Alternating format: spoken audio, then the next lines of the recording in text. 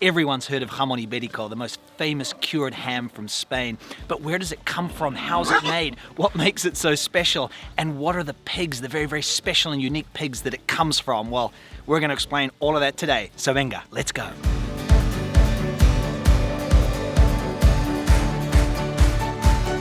We're driving west 3 hours out of Madrid into Extremadura, right alongside the border with Portugal, and home to Spain's best jamón.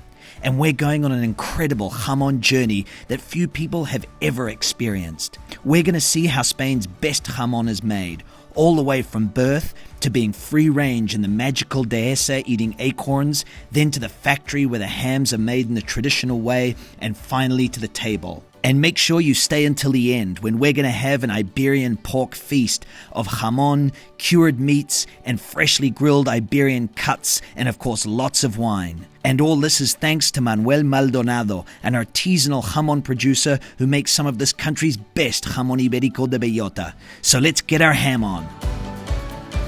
So we've just arrived at Manuel's finca, how do we translate? His estate. And he's been making jamón ibérico for a long time. And this here is La Dehesa. And La Dehesa is this really special land that's in the southwest of Spain, particularly, that is just covered in oak trees. But this is where the Iberian pigs, the black-hoof pigs that make the jamón ibérico, are roaming free. And this time of year is called the montanera period. And that's when the acorns are falling from the oak trees and the pigs are fattening up and eating all these wonderful acorns that give so much flavor. So we're going to go inside and have a cup of coffee. So here in Spain, things always have their rhythm. So we've arrived here. This is the third cup of coffee that we're having today. And it's like 10 a.m. Been up since 5, which is incredible that you can just do that in the morning. And we're near a village that I can't say the name properly in Spanish. Alburquerque. You know Alburquerque in New Mexico? We're in the original one, which is a small village. Alburquerque, it's spelled a little bit differently, and this is the land of Iberian pigs. So we're having our third cup of coffee, and then we'll go and discover the pigs, find the pigs, and hopefully eat some ham.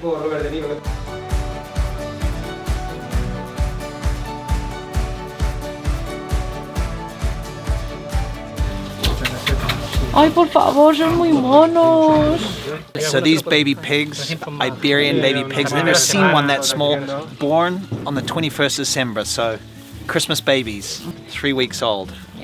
And there's their mother. So Manuel has the mother here in its little kind of hotel. In a lot of other places where Iberian pigs are bred, they keep the mothers in like a cage or something like that. But each mother has like its little house where its babies are, and it can be with them, it can go in, go out, so pretty interesting.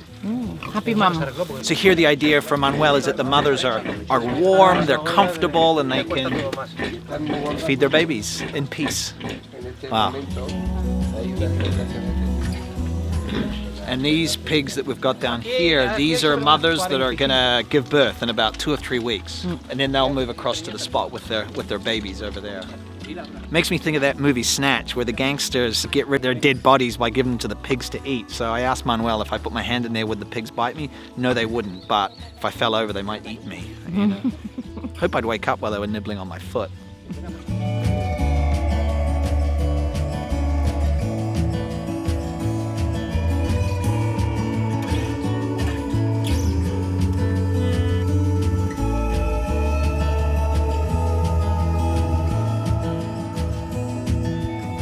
Guys, while we're walking, I just want to introduce you to Luis Miguel. He's a friend. He runs the Mercado Jamón Ibérico, which I've featured in a few videos, which is a fantastic place to eat, buy jamón in Madrid, just on the Calle Mayor. So he's the guy who knows Manuel. He sells his ham, so he's my ham hookup. So if you're in Madrid, Mercado Jamón Ibérico, good ham. A little bit of publicity there for Luis Me. So you'll see behind me, this is what we call La Dehesa, which is this ecosystem that we have here in the southwest of Spain, and it's just covered in these encinas, these oak trees that drop all the acorns, and this is the home of the cerdo ibérico, which is a pig that is native to Spain. On Columbus's second voyage to the Americas, he took black-hoof pigs, he took Iberian pigs. So the pigs we saw with their mothers were obviously newly born. The next phase is they get sent over here, which is, amongst the oak trees. These guys are about a year from being slaughtered and starting the process of turning them into ham. These guys are a year old, I guess? Mm-hmm. About that. So now we're going to go and see the pigs that are in the last few months of their life going through what's called the montanera period. This is where this whole ecosystem really comes into play of la dehesa. So in autumn and in winter here, all these oak trees, the acorns start to fall, the mature acorns fall, and the pigs eat them all. And so during this period, the pigs are, they're about 1.5 years, 2 years old, and they fatten up on all these acorns. They're eating about 15 kilos of acorns a day per pig, and they can go anywhere from about 70 kilos all the way up to 150 kilos just in that period. And the acorns give so much flavor to the meat, the oleic acid. And one of the misconceptions about the whole montanera period, and I've heard a lot of people say it, is that they think that the pigs only eat acorns in the last few months of their life. No, that's not the case. They're just here wandering around. So they're eating a lot of acorns, but they're also eating grass. They're also eating, other plants that are around here. But the acorns are the key. So to get the full experience, I think I should eat an acorn to see what all the fuss is about. So I'll look for one. Found one. Down here. Lost it again, colorblind. Oh no. Here it is. So this is the bellota.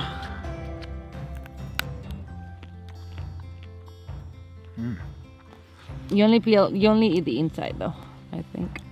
There you go. Yeah, like the kiwi fruit. Mm-hmm. Okay, I'm gonna try it. It's got like a sweetness to it. It tastes a little like wheat. Oh, Bellota went down the wrong way. Yummy, no? Is that gonna make me taste good? What do you think, Yoly? It has a bitterness to it too, right? Yeah. It's kind of bitter. Like I've eaten a lot of this in Segovia. You're my pata negra. Of course. So we're looking for the pigs. We can't find them because they're free range, they're free. So Manuel's just told us there might be some pigs over here. I'm gonna talk quietly and I'm gonna scare them. Meanwhile, I'm still choking on a tiny piece of acorn. It's got lodged in my throat. We don't have any water. So I love how the pigs seem to be following Manuel. It's like he's the Pied Piper of pigs.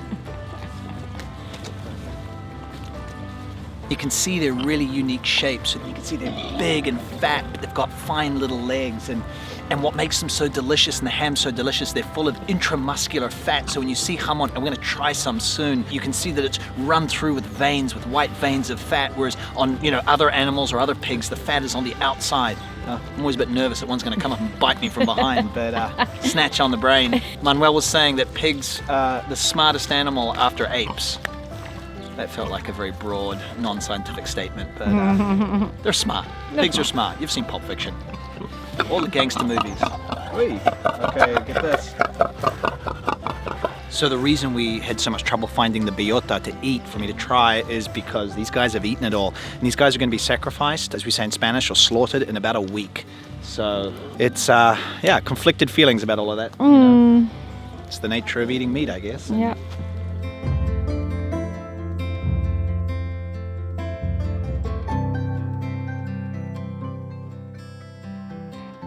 So now we've come to Alburquerque, which is the town nearby where Manuel has his factory. We're going to go and see where the hams are made. Now, interesting little thing, Alburquerque is the original Albuquerque in New Mexico. So there's a real connection between this part of Spain and the Americas. So the process of making ham starts obviously with cutting the hind leg off the pig. You'll see these here have just been cut off, and next they're going to be covered with salt, which is the next step. So they've been here for 1 day since the pig was slaughtered. You can see they look fresh. Yeah, very fresh. And so what you've got here is just a mountain of salt that they're going to use to then cover the hams. And you have to think that salt, why do we use salt? Well, it's because we only had freezers for the last, 60 years, 70, 80 years. Before that, how did you make your meat last? You had to preserve it. And one of the ways was salt. Another way is smoke. Lots of different ways, and so that's why we make ham, but it just happens to make it taste so good as well. So that's why we keep doing it. We don't need to do it. We can just freeze the meat. Sitting here covered in salt, a couple of weeks or so, and then after this they'll be hung up to dry and cure for 4 years. 4 years, like a fine wine, it will take on that flavor over the 4 years.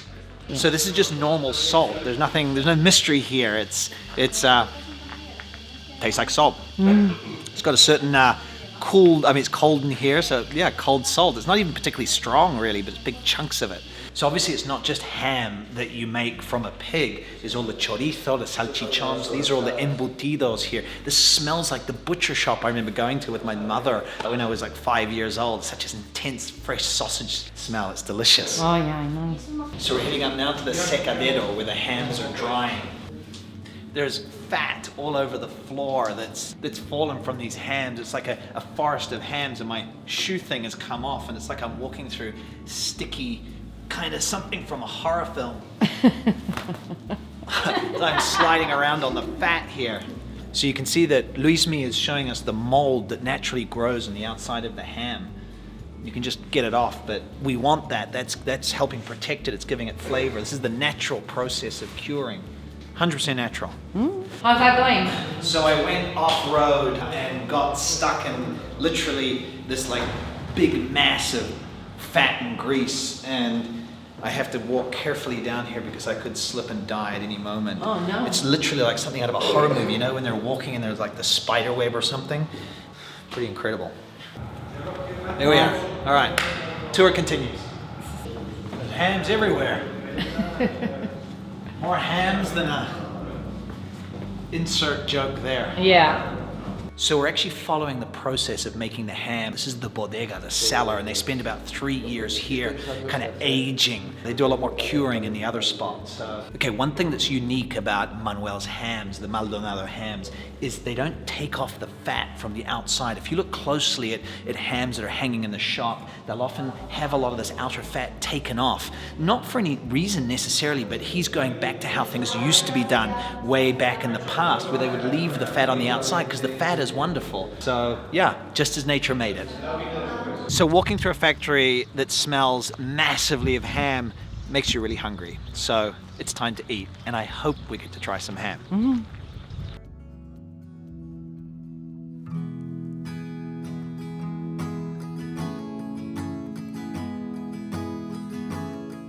So I'm not sure what's happening next, but we're in a narrow little street in Alburquerque, the original one. We're not in New Mexico. And this kind of incredible medieval looking door that we're being led through, which I suspect is a place that Manuel owns. We are carrying ham, we're carrying cured meat, so my hopes are high. So this house is from the 13th century. You can see how it's built into the rock over here.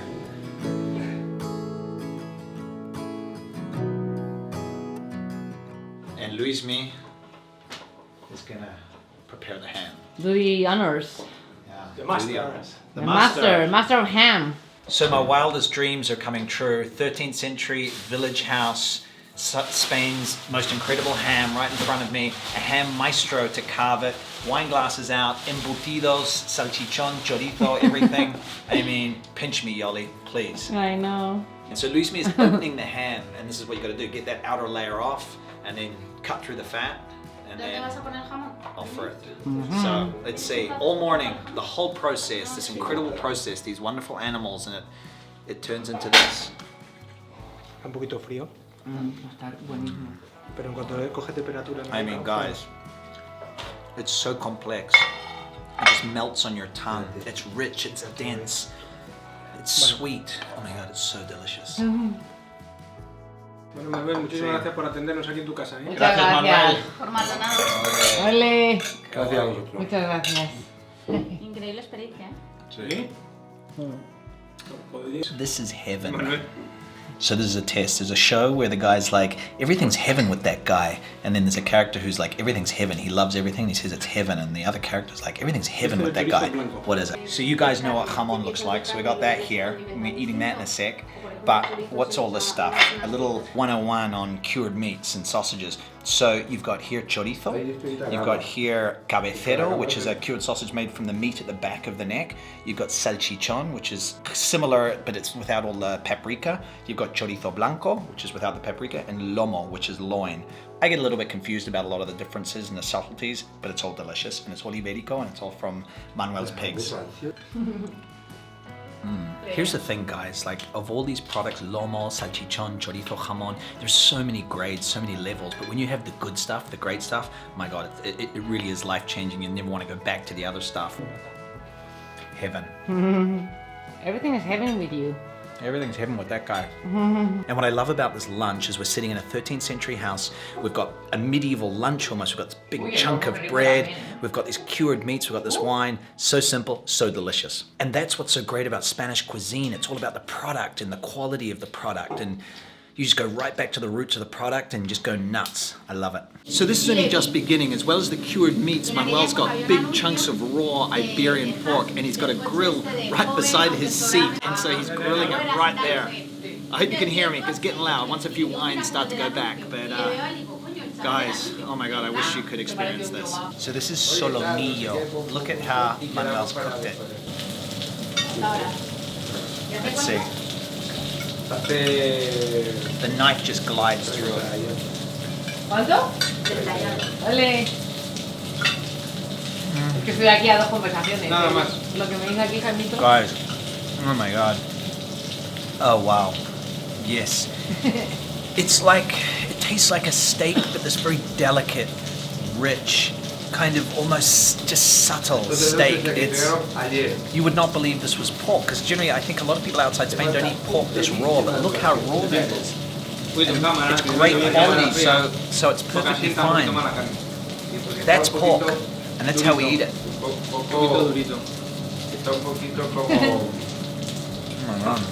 That's the true flavor of the meat. It almost tastes like the best steak you've ever had. It's pretty interesting, and I'm talking like beef in a way that has a certain quality to it, but wow. And like a true Spanish barbecue, there's no salad here. And the other thing I wanted to show you guys here is this paper here is soaked in fat from a jamón ibérico de bellota, and that's what he's using to grease down the pan. So it gives it all that flavor. It's just bellota coming out our ears here. So this is another cut. I mean, there's so many cuts. This is called lagarto, which means lizard, and it's from just below the loin. Oh my God. You see that fat on there and the salt? Very yummy. Oh my God, look at that. And one thing I love about this country is the regionality of the product. So everything we're eating here is pork from the region, obviously the bread, but also the wines. This is from Iberian, which is a wine region. It's not well known. It's from here in Extremadura, and we're on to the red now, by the way. So yeah, you go to a place and you eat and you drink from that region. It's really important. So There you go. I'm going to stop torturing you guys with this. He's literally just got this big chunk of meat. He's cutting little slices off. He knows exactly all the different pieces he's putting on the grill, and he's serving it to, he's salting it and serving it to us. We're eating with our hands. I mean, please, take me out of here now. I mean, literally, I'm going to cry in a moment. I'm crying because you're not here. Vale. So we've got this piece of presa here again. You see how Manuel cooks it? Just on the outside it's cooked, it's raw on the inside. This is like, I've had a piece already, it's like butter, it's like tuna. I mean, if only there was a restaurant in Madrid that did this experience. I mean, this doesn't exist. This is tataki. Oh my God.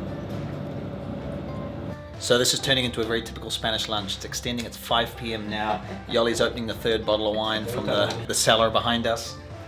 Aragon, wine from the region. I'm filming a lot less as we go on. We've stopped eating meat for the moment.